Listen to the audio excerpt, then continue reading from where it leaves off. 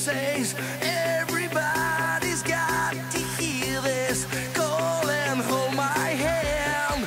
Who's gonna save me?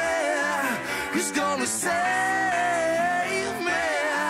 Who's gonna hear this call and make me feel this world in pink and blue?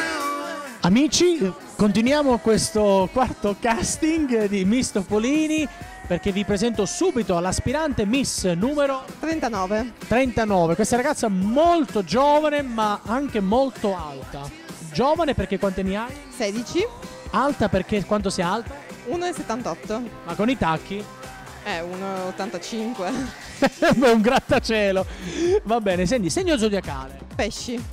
Bene, allora ti faccio un po' di domandine così, giusto per farti conoscere dal grande pubblico di Miss Topolini. Io so che tu sei molto timida, no? È la prima volta che fai un'intervista televisiva. Sì. Lo so che è emozionante, però ti chiedo di parlarci un po' di te, chi sei, cosa fai. Allora, studio al liceo scientifico Galileo Galilei. Adesso ho appena finito il secondo anno e vorrei andare a studiare all'università biologia e poi diventare genetista. Questo è il mio grande sogno, poi Quindi ti sei già portata avanti, insomma, comunque lo studio assolutamente importante, protagonista della tua vita. sì, assolutamente sì.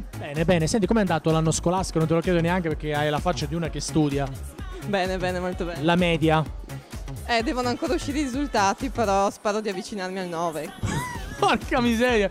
Uno scienziato, davvero, complimenti, anche perché 9 al liceo scientifico non è facile, È stata dura, però ce l'abbiamo fatta. Brava, così mi piaci. Senti, ma Miss Topolini, no? Sai, lo conosci, è un grande concorso di bellezza. Cosa ti aspetti da questo concorso? Magari ti chiedo, al di là delle tue aspettative, anche una professione nel mondo della moda. Beh, mi piace moltissimo la moda, quindi spero di poter andare avanti. E poi sì, spero di poter andare avanti. E di divertirti. Sì, soprattutto conoscere la gente e fare questa esperienza che penso sia molto importante. Bene, hai detto benissimo, ragazza così giovane. Bene, senti, in bocca al lupo, ben arrivata. Anche per te adesso la telecamera è tutta tua, puoi salutare chi vuoi e dire tutto quello che ti passa per la mente. Allora un saluto alle mie amiche Martina e Natascia che mi hanno accompagnata qua e a mia mamma che anche mi ha accompagnata qua. Che è fuori. Sì. E che è giovanissima. Sì. E che salutiamo.